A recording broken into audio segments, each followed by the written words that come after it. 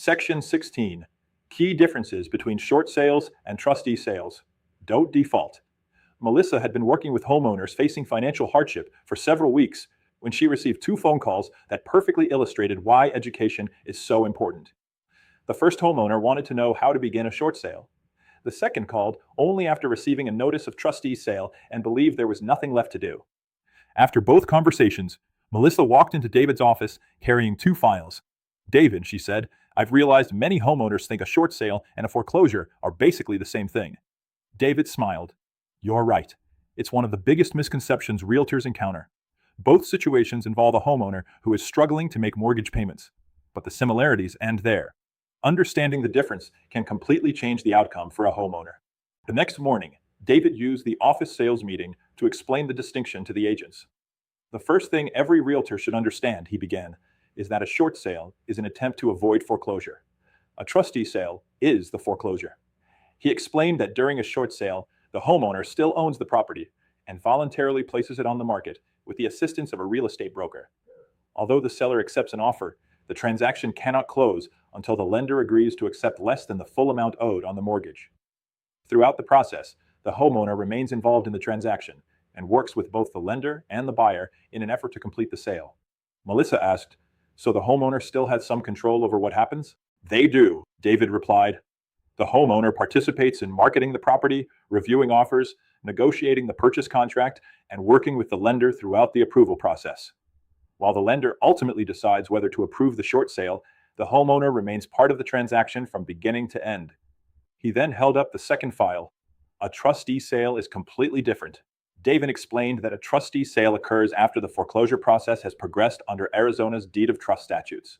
Instead of the homeowner voluntarily selling the property, the trustee conducts a public auction on behalf of the lender to recover the unpaid debt. By the time the property reaches the trustee sale, the homeowner has lost much of the control they once had over the situation. The lender is no longer negotiating a voluntary sale, but is exercising its contractual rights under the deed of trust. Melissa nodded as she thought about the two homeowners who had called her. "So the biggest difference is really timing." "Exactly," David answered. "Homeowners who seek help early usually have more options. Waiting until the foreclosure process is nearly complete often eliminates many of those opportunities." David explains that another important difference involves the financial consequences. Although a short sale still affects a homeowner's credit, the impact is generally less severe than a completed foreclosure. Depending on the loan program and the borrower's financial circumstances, homeowners who complete a short sale may also become eligible for future mortgage financing sooner than someone who experiences a trustee sale. He reminded the agents, however, that financing guidelines change over time, so borrowers should always consult qualified mortgage professionals regarding future loan eligibility. Melissa then shifted the discussion toward buyers. "How does the process differ for someone purchasing these properties?" David explained that buyers purchasing a short sale generally experience a transaction much like any other Arizona resale transaction. They typically have opportunities to conduct inspections, review title work, obtain financing, and complete their due diligence before closing. The primary difference is the additional time required for lender approval. Purchasing property at a trustee sale, however, is considerably different. Buyers frequently purchase the property at a public auction without the opportunity to inspect the interior of the home beforehand. Many trustee sale purchases require cash, and buyers accept the property in its existing condition. They may also encounter title issues, deferred maintenance, occupants who have not yet vacated the property, or other unexpected expenses after taking ownership. For these reasons, trustee sale purchases generally involve substantially greater risk than purchasing a short sale. One of the newer agents raised another question. "If short sales are usually better for homeowners, why don't they always happen?" David smiled. "Because a short sale requires agreement." He explained that under the Arizona Realtors Residential Short Sale Addendum, the transaction is contingent upon approval by both the seller and the lender. If either party refuses the proposed terms, the contingency fails and the contract terminates. Similar to a buyer who cannot obtain financing under a financing contingency, the failure of the lender and seller to reach an agreement simply means the contingency was never satisfied. In those situations, the buyer's earnest money is generally returned according to the contract, and neither broker has earned a commission because the transaction never closed. Melissa remembered reading another legal hotline question. What if the lender approves the short sale but requires the seller to sign a promissory note for the remaining balance? David explained that this situation occasionally occurs.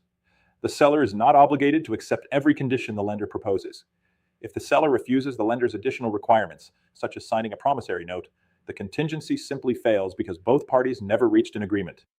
The transaction terminates under the short sale addendum rather than because either party breached the purchase contract. Before ending the meeting, David reminded everyone that realtors must remain within the scope of their real estate license. While licensees routinely assist clients through the short sale process as part of providing brokerage services, Arizona's position is that a licensee cannot receive separate compensation solely for negotiating a short sale with a lender, unless otherwise properly licensed where required. Realtors should always follow their brokerage policies, understand the limits of their license, and avoid accepting compensation for activities outside the scope of authorized real estate services. As the meeting concluded, Melissa reflected on the two homeowners who had called earlier that week. One still had options, because he asked for help before the foreclosure process advanced too far. The other had waited until the trustee sale was already approaching. She realized that one of the greatest ways realtors protect the public is by helping homeowners understand their options early. A short sale is not the right solution for every homeowner, but understanding the difference between a voluntary short sale and an involuntary trustee sale can often mean the difference between preserving choices and running out of them. In the next section, we'll begin examining how realtors identify whether a homeowner may actually qualify for a short sale, and the first conversations that should take place before the listing is ever signed. Online discussion. Discussion question 1. Why is a short sale generally considered a better alternative than a trustee sale for many homeowners? A short sale allows the homeowner to remain involved in the sale of the property, may reduce the impact on their credit, and may allow them to become eligible for future financing sooner than after a completed foreclosure. It also provides an opportunity to resolve the mortgage debt through negotiation with the lender before foreclosure occurs. Discussion question 2. Why is lender approval required before a short sale can close? Answer. Because the lender is being asked to accept less than the full amount owed on the mortgage, it must approve the transaction. The seller's acceptance of an offer alone is not enough to complete a short sale. Discussion question 3. What lesson should realtors take away when working with homeowners facing financial hardship? Answer. Realtors should encourage homeowners to seek assistance as early as possible. The earlier a homeowner explores available options, the greater the likelihood of avoiding foreclosure and preserving more choices throughout the transaction.